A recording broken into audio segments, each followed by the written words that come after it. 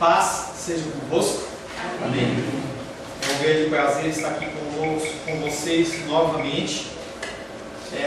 Eu fico olhando as coisas que antecedem a palavra, e a minha vontade a todo momento é interromper uma oração, interromper uma leitura, interromper um louvor para falar: olha, tem a ver. É muito engraçado. Quando a Luísa cantou lá o Me Derramar, hoje de manhã a gente estava falando sobre o próximo domingo que a gente vai entrar na primeira bem-aventurança, que é se humilhar, que é você realmente se desfazer, se apagar e você se derramar, para que o Senhor possa estar enchendo.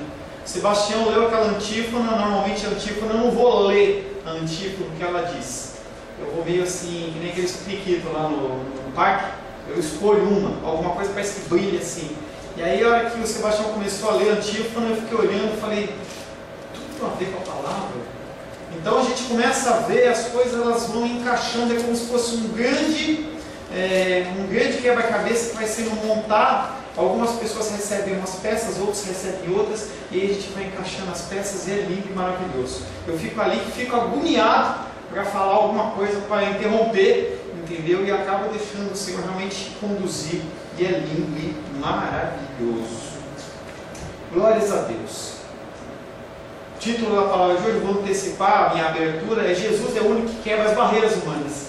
Que é o versículo que Jesus quebra as barreiras. Isso não é coincidência, realmente é dedo do Senhor nas coisas. Semana passada estivemos meditando sobre o tema Jesus, o manancial de águas vivas junto ao poço de Jacó. Jesus representa o novo em nossas vidas em detrimento do antigo. Jesus Cristo veio para mudar, ele veio para transformar. Quando a Rosângela fala sobre esse trabalho com as mulheres, que é para realmente gerar mudança e transformação, é para isso mesmo, independente da sua idade, pequeno, médio, grande, novo, velho, idoso, tem que ter mudança e tem que ter transformação. Para que o novo venha, o velho tem que ser descartado, e as pessoas usam isso muito para venda. Então só você tem que esvaziar o seu guarda-roupa para vir o novo. Mas é um contexto semelhante, não tem como coabitar o novo se tem o velho.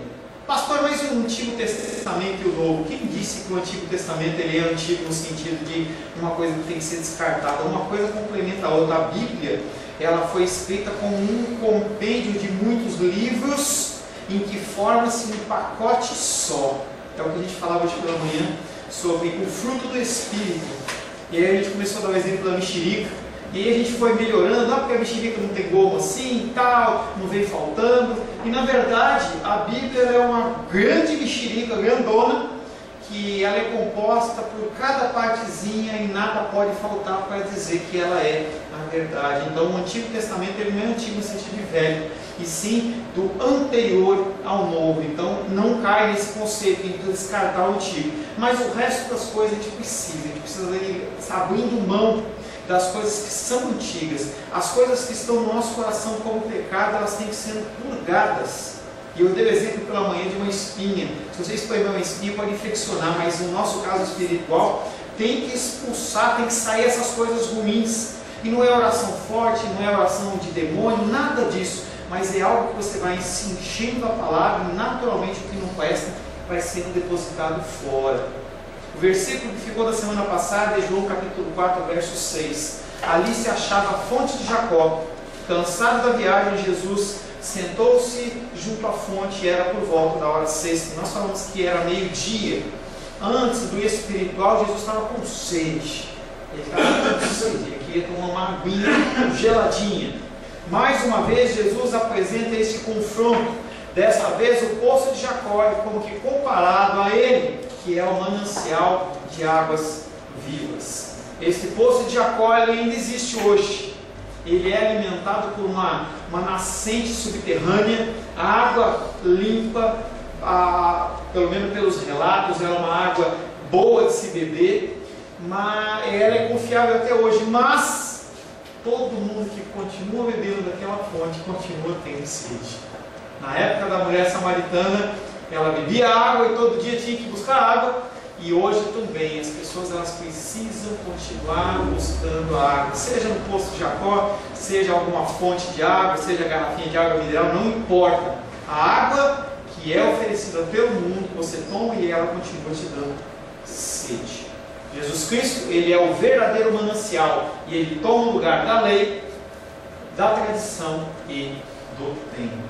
A palavra de hoje tem como título: Jesus é o único que quebra barreiras humanas. Viu? Estava pensando nele lá fora, nas experiências pessoais.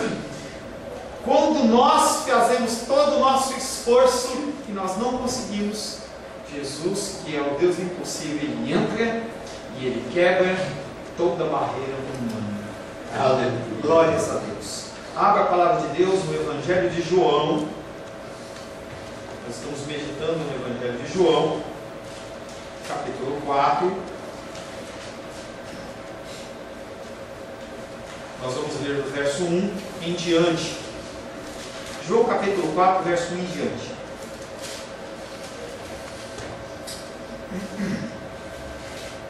Assim diz a palavra de Deus. E meu pastor, falecido lá de São Paulo, ele falava: por que diz assim, diz a palavra de Deus? A gente está cansado de discurso humano, não é? Chega. A gente conversa furada, conversa uma coisa dormir, a gente quer ouvir a palavra de Deus mesmo. Assim diz a palavra de Deus no Evangelho de João, capítulo 4, verso 1 em diante. Quando, pois, o Senhor veio a saber que os fariseus tinham ouvido dizer que ele, Jesus, fazia e batizava mais discípulos que João, se bem que Jesus mesmo não batizava assim os seus discípulos, deixou a Judéia, retirando-se outra vez para a Galiléia, e era-lhe necessário atravessar a província de Samaria.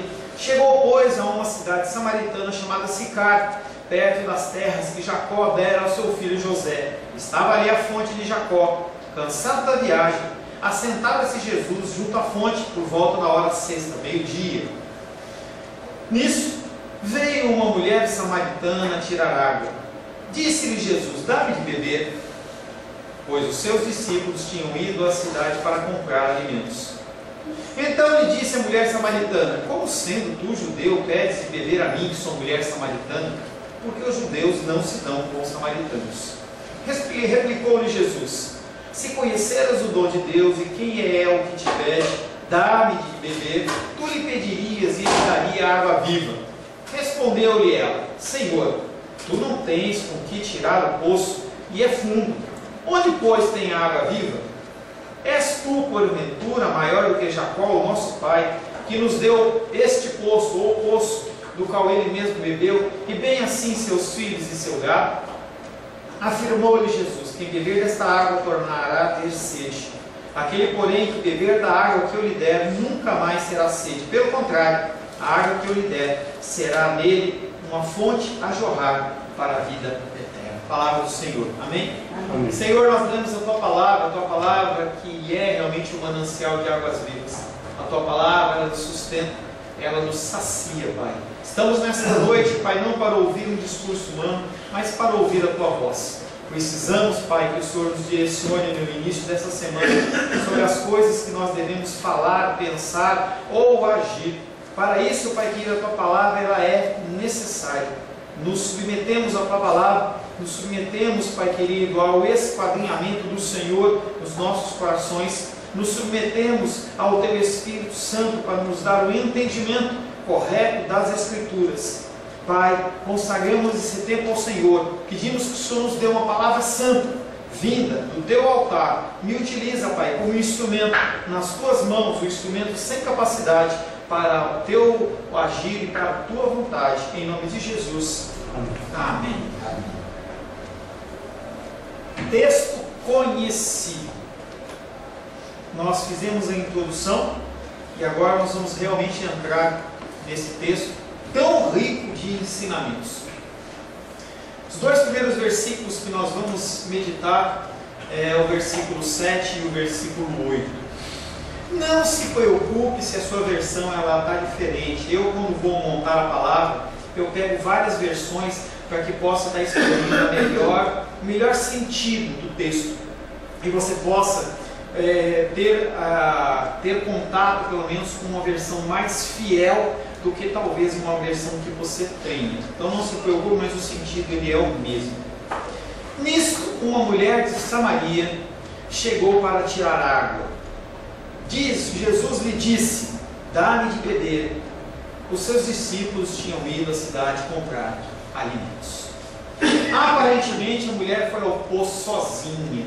A palavra de Deus não fala nada diferente, então entendemos, a menos que você queira fazer conjecturas, que essa mulher ela foi sozinha. O natural eram grupos de mulheres irem ao poço retirar água, para uma cuidar da outra, proteger, evitar qualquer tipo de sorte de abuso, até que um homem quisesse usurpar a utilização do poço, como ocorreu em outras vezes na Bíblia, por exemplo, no caso de José. E elas preferiam colher a água tanto no começo do dia como no fim do dia, porque a temperatura estava mais baixa. O que acontece é que essa mulher ela foi buscar água no meio-dia, um horário que as pessoas evitavam sair no sol. O sol muito forte, carregado, e aquela mulher ela sai para tomar água, para recolher água. Provavelmente devido à vergonha que aquela mulher tinha da sua própria situação, que é algo que nós vamos ver um pouco para frente. Falando daquela vida daquela mulher, que perante a lei de Israel, perante o meio em que ela vivia, ela não era considerada uma mulher digna, não era considerada uma mulher que era correta e direita. Depois nós vamos ver o que é que está se referindo. Sebastião, dá uma olhadinha lá fora. Esse rapaz fez um sinal para mim, não sei se ele fez para cima ou se ele não consegue manobrar o picape dele. Por gentileza, dá uma olhadinha lá, tá? Por favor.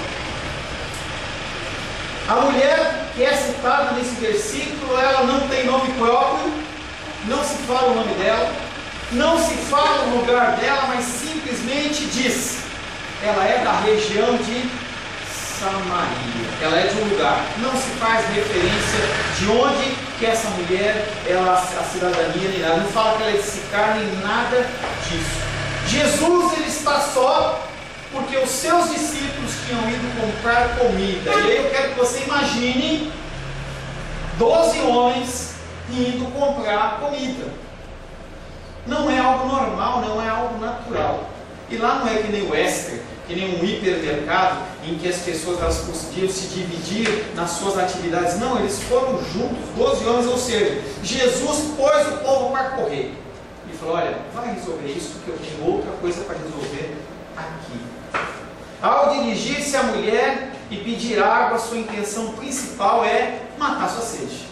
Você pode ter ideias espirituais, mas Jesus estava com sede. Experimente andar o tanto que Jesus andou com esse calor e você vai sentir sede. Apesar de uma necessidade física de Jesus, isso não impede que Jesus use essa oportunidade para falar do amor de Deus. E aí é uma primeira parada que eu faço nesse relato. Jesus Cristo, independente da sua sede, independente da sua necessidade, Ele sabe que Ele não pode perder oportunidades. Você não pode perder oportunidades. As oportunidades são colocadas na sua vida para que você testemunhe e testifique do amor de Deus. Você tem que parar de olhar para o seu umbigo, para as coisas que ocorrem no dia a dia, para você começar a olhar as pessoas que estão à sua volta, necessitadas, querendo água, muitas vezes água espiritual. E se Deus coloca essas pessoas à sua volta, quer dizer que você sim tem essa incumbência, e sim você pode ser capacitado a falar e exprimir o pouco que você sabe para aquela pessoa. Mesmo que você não tenha uma grande quantidade de água espiritual para derramar, quando a pessoa está sedenta, apenas uma gota de água ela é suficiente para a pessoa recobrar o seu ânimo. A palavra de Deus em Mateus 28:19 diz: ide, portanto, fazei discípulos em todas as nações, batizando-os em nome do Pai, do Filho e do Espírito Santo. Já falei para alguns já sabem disso, mas eu repito. Essa versão id, ela está errada. O correto seria indo. Porque quando você coloca o ID, parece que é o evangelista, é o pastor, elas são situações especiais e não são. Quando você fala indo, enquanto você vai indo para o trabalho, indo para o mercado, indo pegar o metrô, o ônibus, qualquer atividade você pode sim fazer discípulos e falar do amor de Deus.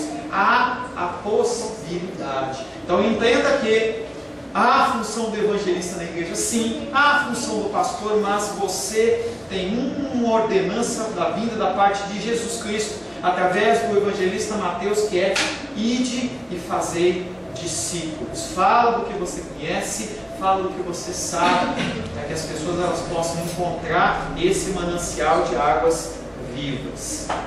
Mais que um encontro entre Jesus e uma mulher, este é o encontro do Messias com Samaria, do Messias com a prostituta e os seus filhos bastardos.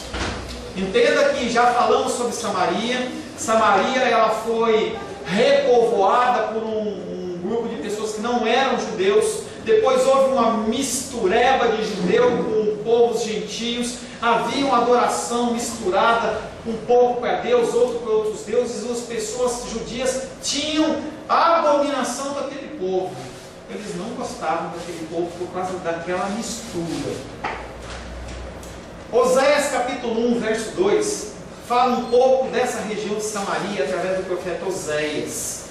Quando pela primeira vez falou o Senhor por intermédio de Oséias, então o Senhor lhe disse: vai, toma uma mulher de prostituições e terás filhos de prostituição, porque a terra se prostituiu, desviando-se do Senhor. E aí o profeta Oséias, ele está pregando naquela região de Samaria, naquela região das tribos do norte, e está chamando a atenção do povo, dizendo: gente, vocês estão adorando outros deuses. E o Senhor, ele olha e fala assim: esse povo, eu estou trazendo a palavra, eles não entendem, eu trago sinais, eles não entendem. Oséias, você é um homem de Deus, mas você vai casar com uma prostituta e vai ter filhos dela, para que esse povo entenda que você representa a Deus e você está tentando resgatar esse povo de Israel como uma prostituta que vai atrás de outros deuses. Deus não a abandonou e vai ganhá-la de novo para si. E dentro da história de Oséias, você vê que de uma hora para outra, aquela mulher que estava acostumada com a lama da prostituição, ela larga o casamento dela e vai de novo à prostituição.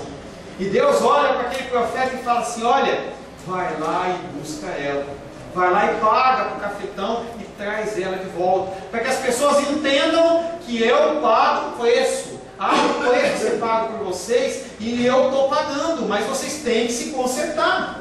Oséias capítulo 2, verso 13 e 14 fala: castigá-la-ei pelos dias de Baalins, adoração a outros deuses, nos quais lhe queimou incenso, e se adornou com as suas arrecadas e com as suas joias, e andou atrás de seus amantes, mas de mim se esqueceu, diz o Senhor. Portanto, eis que eu a atrairei e levarei pelo deserto, e lhe falarei ao coração. O Senhor olha o caminho que você anda, olha o caminho que você tem trilhado, e Ele fala: está vendo o que você está fazendo? E Ele fala que Ele vai atrás de você, Ele vai te resgatar. Talvez sobe para você um açoite, talvez sobe para você uma correção, mas Ele vai te levar para um canto e Ele vai falar para você, falar ao seu coração, porque Ele quer você junto a Ele. As alusões a Oséias serão frequentes nesse episódio, porque ele foi o profeta de Samaria no seu tempo. Oséias era o homem que profetizava na terra de Samaria, por isso que há tantas ligações dentro do Evangelho de João, capítulo 4, nós vamos estar vendo, em que Oséias aparece toda hora. As situações elas têm muita concordância com o profeta Oséias e as suas profecias com Samaria e contra Samaria. O encontro começa com um pedido de Jesus: dá-me de beber. Dá-me de beber. Por ser um homem, Jesus sente necessidade de beber água. E porque ele padeceu necessidades, ele se compadece das suas dificuldades. Ele veio para cumprir um propósito de Deus, cumprir um propósito do Pai, mas ele passou por lutas e dificuldades para mostrar para você que sim, nele você consegue, você pode confiar e você consegue vencer as lutas e dificuldades. dificuldades. E aí ele dá um exemplo simples, um exemplo natural, que é a sede. É algo que você não consegue ficar sem beber água mais que 3 dias. Você consegue ficar sem comer muito tempo. Jesus fez um jejum de 40 dias e 40 noites, algo sobrenatural, mas ele ficou sem beber água. Aonde ele bebeu água, eu não sei. A palavra de Deus diz que ele teve fome, não teve sede. 3 dias você consegue ficar sem beber água, e se você ficar 3 dias ou mais, seu rim ele vai começar a dar problema e ele para e você morre. E aí a gente viveu esses dias, essa semana, algo similar com a titia, com o problema da infecção urinária dela, em que ela teve um problema, parou de urinar 3 dias, o rim dela começou a ter problema e ela achou muito legal, porque ela não tinha que se levantar pela dificuldade motora dela. E o doutor falou: não, isso aí é um sinal que você está com problema, e você podia ter morrido, porque o rim para de funcionar. Então a água ela é essencial, Jesus sabe que ela é essencial, mas o exemplo que Cristo está falando aqui é: eu sei o que é padecer necessidades e eu me compadeço das suas necessidades. A solidariedade no nível humano mais fundamental, a sede, por exemplo, une os homens acima das culturas, das barreiras políticas e religiosas. Quando a luta vem, em especial coisas naturais como sede e fome, como a gente vê esses refugiados, as pessoas elas não se preocupam com credo, com cor de pele, com nada. A pessoa ela se compadece. O ser humano olha para aquela situação, ele se compadece. Essa situação foi uma situação orquestrada por Cristo, para mostrar que sim, as barreiras podem ser quebradas. As barreiras elas podem ser quebradas. Barreiras políticas, barreiras religiosas. E eu dava o exemplo essa manhã, quando teve o tsunami, em que os cristãos que eram açoitados, mortos de maneira violenta, quando teve tsunami, eles vestiram camisetas e foram servir aqueles homens. Somos cristãos sim, e estamos aqui para ajudar, nós amamos vocês. São barreiras que são quebradas. A solidariedade para Jesus é uma demonstração de amor, e nós temos falamos em especial essa manhã, falamos na semana passada, que se você realmente é um cristão, você tem que demonstrar através de atitudes práticas. A fé que você diz que tem, ela tem que ser expressa através de atitudes práticas. Não adianta você ficar com esse diamante que se chama Cristo, que se chama salvação dentro de você, e você não faz nada pelo outro. O Senhor olha para você e fala assim: não, você não tem Cristo no coração. Se você não extravasa, se você não coloca para fora, se você não expõe, se você não coloca isso em prática, você é um religioso, e você vai para o inferno. Com todo o teu conhecimento bíblico, com todo o tempo de cristianismo, você vai para o inferno. A solidariedade para Jesus é a demonstração do amor. A necessidade é a ocasião de manifestar-se em favor do homem. Responder à solidariedade é condição para receber o dom de Deus. Gente, dom da salvação. Nós estamos falando de salvação. Não que você vai conquistar algo, mas sim, se você é salvo, você se preocupa com as pessoas. Lembro que não foi uma vez, mas 2, em que eu me senti constrangido numa situação. A última foi lá na Feira do Guará, nós chegamos para almoçar, e um rapaz, sim, um jovenzão assim, que nem o Paulinho ali, entendeu? Ele olhou para mim e falou assim: eu estou com fome, você pode me pagar um almoço? Eu fui que ir embora e voltei. Eu falei: pode ser, Senhor. E aquele homem fez o prato, comeu, talvez a única refeição dele. Aonde está o nosso cristianismo? Tem coisas como essa. E aí ele passou depois e falou assim: olha, Deus te abençoe. Se ele era cristão, eu não sei, talvez pudesse ser um anjo, não sei. Pudesse ser a figura de Cristo encarnada me testando, não sei. Muitas palavras de Deus dizem que muitas pessoas hospedam anjos na sua casa sem saber que são anjos. Eu não estou dizendo para você abrir a porta para qualquer um, mas situações aparecem na sua vida em que você pode sim mostrar o cristianismo que você acredita. Mateus capítulo 22, verso 36 a 39 diz: Mestre, qual é o grande mandamento na lei? Respondeu-lhe Jesus: amarás o Senhor teu Deus de todo o teu coração, de toda a tua alma, de todo o teu entendimento. Este é o primeiro mandamento. O segundo, semelhante a esse, o Senhor Jesus ele equipara amar a Deus sobre todas as coisas com amar ao próximo Você não pode fazer distinção, porque Cristo está falando que é igual. O próximo, o segundo mandamento, semelhante a esse. Ele, o próprio Deus, está equiparando amar a Deus e amar ao próximo. O segundo semelhante a esse é: amarás o teu próximo como a ti mesmo. Dar água, elemento escasso e portanto precioso, era sinal de acolhida e hospitalidade naquela época. Hoje nós temos outras necessidades. Eu separei 3 versículos para você ver o grau de seriedade que é você dar um copo de água para alguém. Primeiro está em Provérbios 25, 21. Se o que te aborrece tiver fome, dá-lhe para o pão para comer. Se tiver sede, dá-lhe água para beber. Muito lindo e maravilhoso você dá para alguém que você gosta, para alguém que você conheceu na hora, mas o Senhor está levando a extremos aqui, está falando assim: aquele que te aborrece, aquele que te persegue, aquele que fala mal de você, aquele que rouba de você, o Senhor ele chega e fala: se o que te aborrece tiver fome, dá-lhe de comer. Se está com sede, dá-lhe de beber.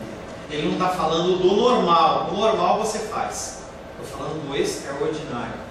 Próximo texto em Mateus 10, 42. E quem der a beber, ainda que seja um copo de água fria, a um desses pequeninos, por ser este meu discípulo, em verdade vos digo que de modo algum perderá o seu galardão. Seriedade de um copo de água. Quanto custa um copo de água? Você vai dar para quantificar?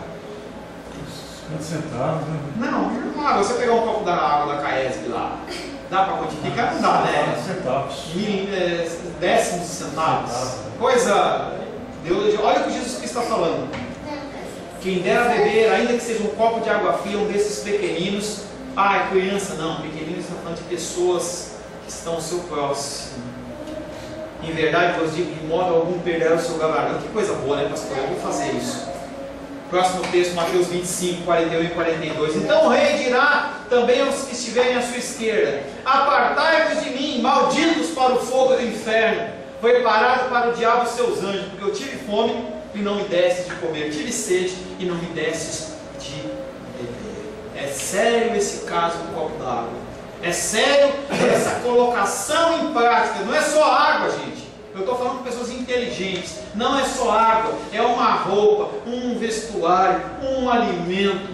Você tem que entender que você tem oportunidades. E hoje eu vou falar, porque como já está fechado, a gente já vai provavelmente essa semana na creche, você tem que entrar no mercado, ir lá e comprar um negócio, entrar na sua despensa e lembrar que tem pessoas com fome. Você tem que lembrar que tem pessoas que padecem necessidades que você não padece. E quando você vai no mercado, vai lá e fala assim: eu vou comprar mais um pacotinho de macarrão. Não é para o pastor Paulo, é para a creche, para as crianças que têm fome. É uma oportunidade que é dada para você, de você ir lá e gastar R$3, R$5, comprar alguma coisa e você vir e abençoar. Bonitinho, hoje a Rosário chegou com o saquinho dela, colocou aqui no cantinho. Gente, o Senhor está falando que aqueles que não derem alimento e não derem bebida para ele ou para aqueles que estão próximos, vai queimar no fogo do inferno. É algo muito sério. E as oportunidades eles são colocadas na sua vida e você não faz absolutamente nada. Ao pedir água para beber, cansado da caminhada, é Jesus que chega da Judéia, sua casa, seu povo, ao qual ele foi rejeitado, pode ser acolhido em Samaria, através da água daquele poço, através daquela mulher, e em troca, ele dá água viva para aquela mulher. Jesus voltará a ter sede na cruz, mas ali novamente os seus, pela última vez, em troca do amor, devolvem o ódio. João capítulo 19, 28, 29 e 30 diz: depois, vendo Jesus que tudo estava consumado para se cumprir a escritura, disse: tenho sede. Estava ali um vaso cheio de vinagre, embeberam de vinagre uma esponja e fixando num caniço de esopo lhe chegaram à boca. Quando pois Jesus tomou o vinagre e disse: está consumado, inclinando a cabeça, rendeu o espírito. Além de não dar água, você também muitas vezes tem entregue vinagre para as pessoas. Você tem a oportunidade de abençoar e você responde com uma palavra dura. A gente tem que entender que o Senhor tem nos abençoado grandemente, ricamente. Hoje eu fiquei assim, quase que eu ajudei, eu acho que eu fiz errado em não ajudar. Um homem passou por mim, estava vindo para a igreja de Los Angeles, e o Senhor estava vendendo um melzinho. O Senhor pode me ajudar? E eu estava tão ali divertido na minha conversa com o Senhor, eu não fui mal educado com o homem, mas eu falei assim, não, desculpa. E aquele homem estava lá vendendo os melzinhos dele, e por que a gente não ajuda? Não, pastor, eu não sei se ele vai comprar drogas, eu não sei se ele vai comprar bebida. O que você tem a ver com isso? Será que você tem realmente essa onisciência, essa onipotência, essa visão para saber o que ele vai fazer? E se ele fizer, qual é o problema? O que você tem a ver com isso? Nada. João capítulo 4, verso 9. Então lhe disse a mulher samaritana: como sendo judeu tu me pedes de beber, a mim que sou samaritano? Porque os judeus não querem ter nada em comum com os samaritanos. E aí tem algumas pessoas que dizem que essa foi uma inserção do apóstolo João. Outros dizem que foi realmente uma fala da mulher samaritana, em que ela falava assim: olha, espera um pouquinho, eu não estou entendendo. Vocês falam que a gente não presta, vocês falam que a gente é impuro, que a gente é imundo, e aí você me pedir água para mim? Como sendo judeu tu me pedes de beber, a mim que sou samaritana? O contexto aí está no sentido de escárnio de Cristo. Tem algo, está carregado de mágoa, está carregado de um sentimento daquela mulher, porque os judeus maltratavam os samaritanos, porque não consideravam eles como povo santo. A resposta da mulher samaritana reflete a sua estranheza. Não pode compreender como um judeu possa pedir de beber água a ela, que é uma mulher samaritana. A razão que dá João é que os dois povos não se davam, o que se compreende perfeitamente em tudo que nós falamos na semana passada. Nós vemos aquele contexto histórico de como foi formado o povo samaritano. As suspeitas e incompatibilidades herdadas entre judeus e gentios geravam um desconforto tanto dos judeus com os samaritanos, como dos samaritanos com os judeus. Havia uma falta de entrosamento. Aquelas pessoas olhavam, consideravam tendo o mesmo Deus, consideravam que Jacó era pai deles, mas haviam dificuldades e diferenças que não poderiam andar juntas.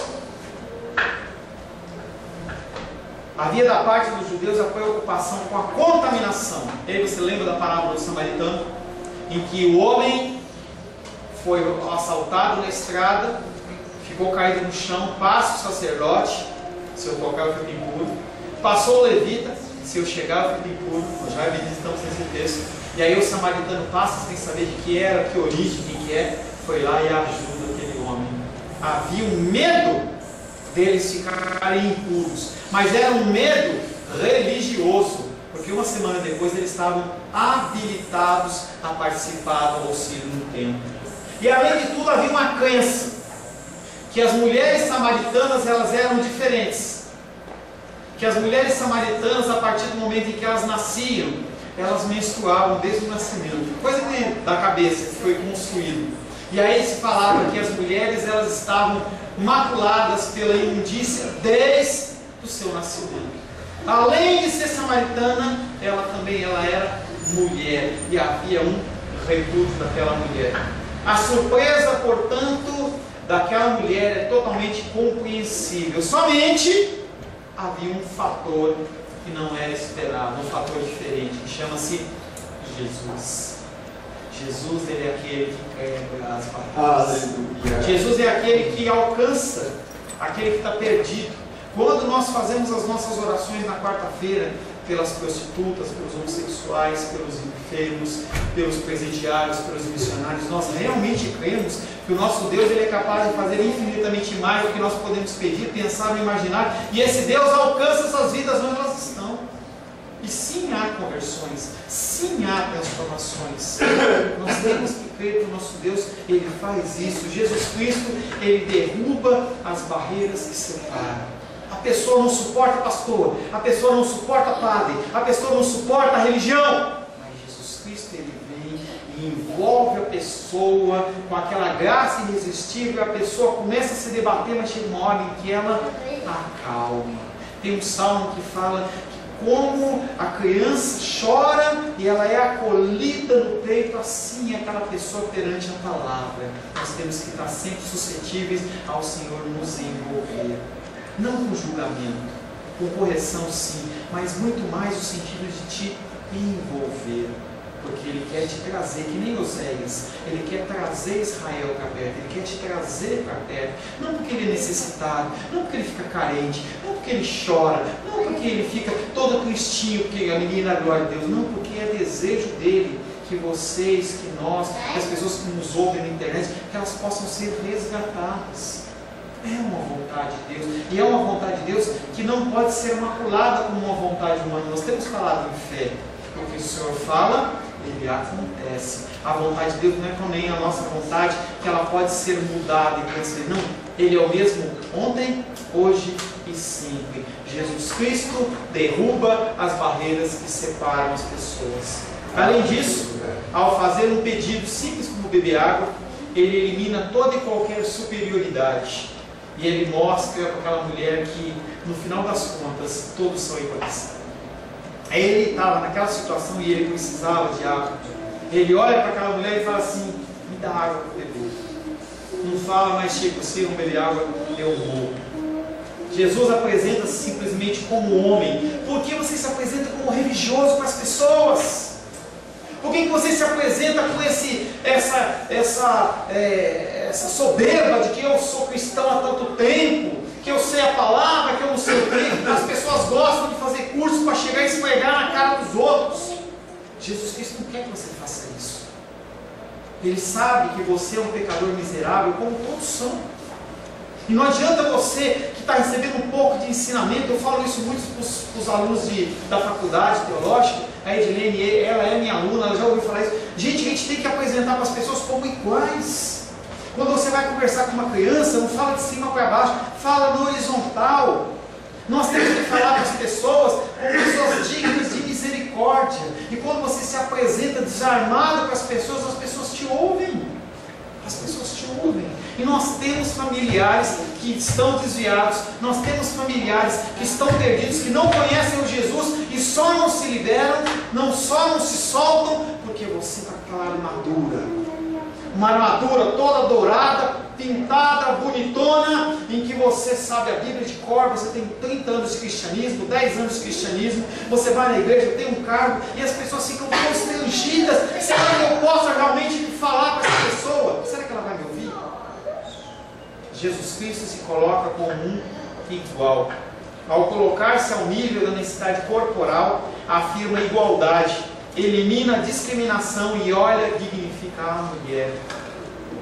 Demonstrou-lhe sua confiança, mas ela ainda não venceu a sua reserva, ela continua reticente. Quando você se despojar da tua armadura religiosa, não acha que as pessoas elas naturalmente vão aceitar a restrição, mas é todo um processo,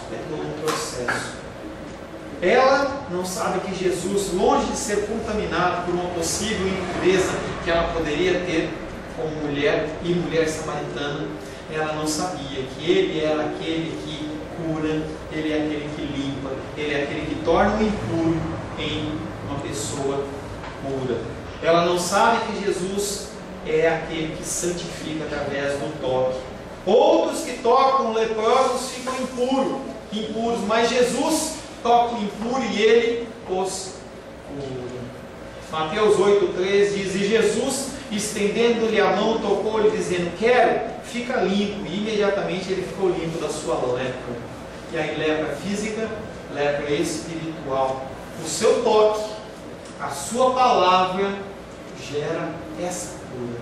Pastor, eu não sou nada, não é nada, mas Cristo te imbuiu de autoridade, uma autoridade vinda dos céus, para que você faça diferença no meio em que você vive. Por isso que ele fala, ide fazer discípulos, porque ele sabe que o que você tem ouvido, a palavra que habita no seu coração, ela é suficiente para mudar e transformar vidas. Pessoas estão paradas aguardando você agir. Não é que Deus depende de você, Ele te deu esse privilégio. E Ele aguarda que você age, que você fale, que você dê a cara para bater. a pessoa te escarnecer, falar algo contra você. Mas a palavra vai ficar naquele coração, vai ficar naquele coração.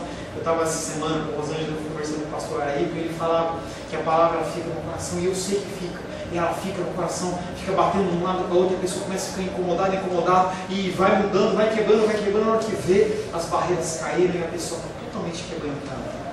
Há momentos em que você tem que ser duro, mas tem horas que você tem que simplesmente abraçar. É por isso que eu não sou adepto da política, você tem que bater.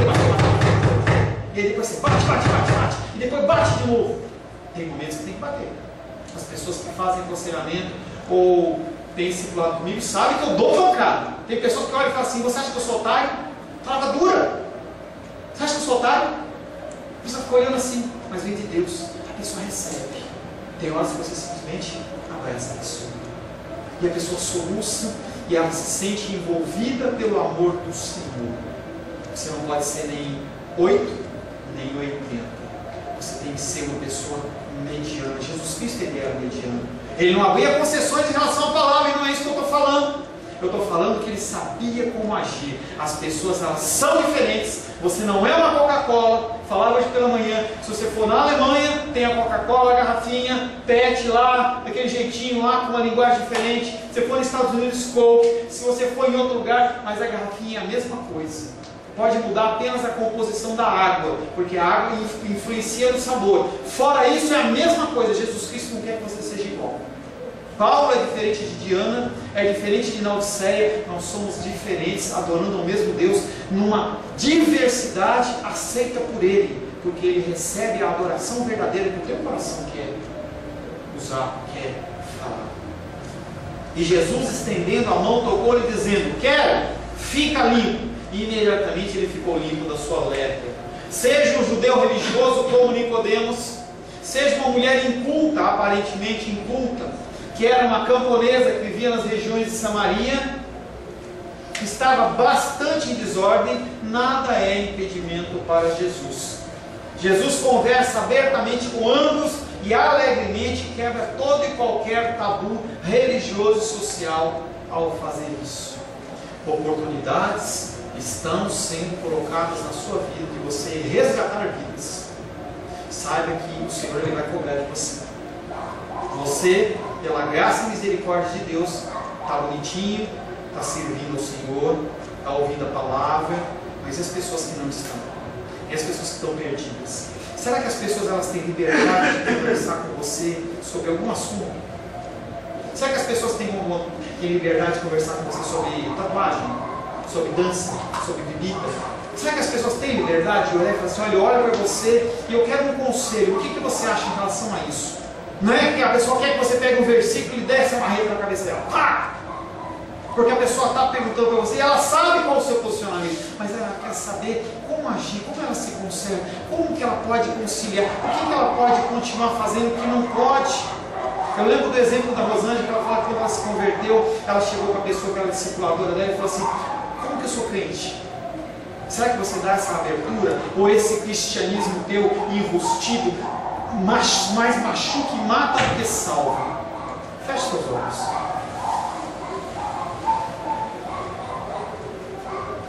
Senhor Deus, Tu és o manancial de águas vivas. Tu és aquele que mata a nossa sede.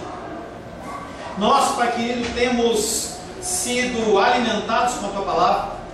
Nós temos recebido, Pai querido, do manancial de águas vivas, que é o Senhor Jesus. E toda e qualquer falha que eu possa, Pai querido, através do meu ser humano, o Senhor corrige, porque o Teu Espírito Santo é aquele que traz o verdadeiro entendimento a cada coração. Senhor, abre os nossos olhos às oportunidades que nos estão sendo apresentadas. Abre, Pai querido, os nossos olhos, nos constrange, para que nós venhamos, Pai querido, a exercer misericórdia, que nós possamos colocar em prática a palavra que está nos nossos corações, palavras, Pai querido, que foram plantadas talvez há décadas atrás, e nós continuamos com essa palavra guardada no nosso coração, e nós não colocamos para fora, como se fosse uma joia que fosse se perder, como se fosse algo que não possa ser compartilhado. Mas não, Senhor, nós precisamos aprender a compartilhar a palavra, Senhor, que está no nosso coração. nos ensina, Pai, nos constrange através do Teu Espírito, em nome de Jesus. Amém. A paz seja convosco. Meu nome é Paulo César, eu sou pastor da Igreja Cristã Semente de Vida, aqui em Brasília, Distrito Federal. Me alegro que a palavra tenha te alcançado. A palavra faz isso, ela alcança as pessoas aonde quer que elas estejam, e você foi agraciado com esta palavra. Não que eu tenha nada especial a te dizer. A palavra ela é suficiente e ela usa quem ela quer. E eu me alegro por ter sido um canal para poder te abençoar. Mas eu quero te dizer que não basta você ser um ouvinte, não basta ser uma pessoa que se alegra quando você ouve a palavra de Deus. A vida ela é feita de decisões. Se você está ouvindo essa palavra hoje, eu creio que o Espírito Santo tem um propósito especial com você. Muito mais do que prosperidade, muito mais do que uma cura física, uma cura emocional ou espiritual, Ele quer te alcançar para a vida eterna. Nós investimos nosso tempo, nós investimos as nossas forças em coisas terrenas, mas o Senhor Ele tem muito mais a oferecer.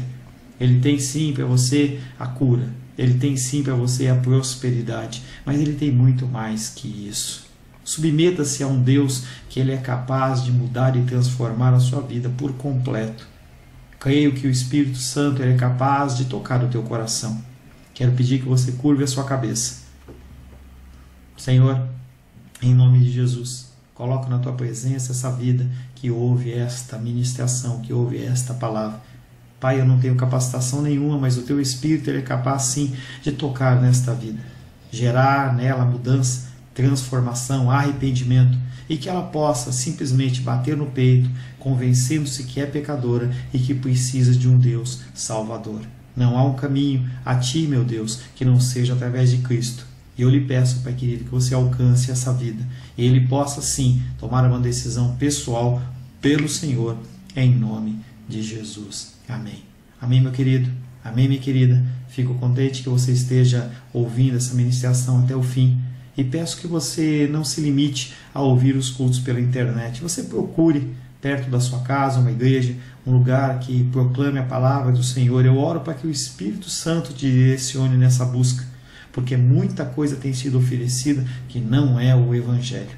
Eu abençoo a sua vida em nome de Jesus. Amém.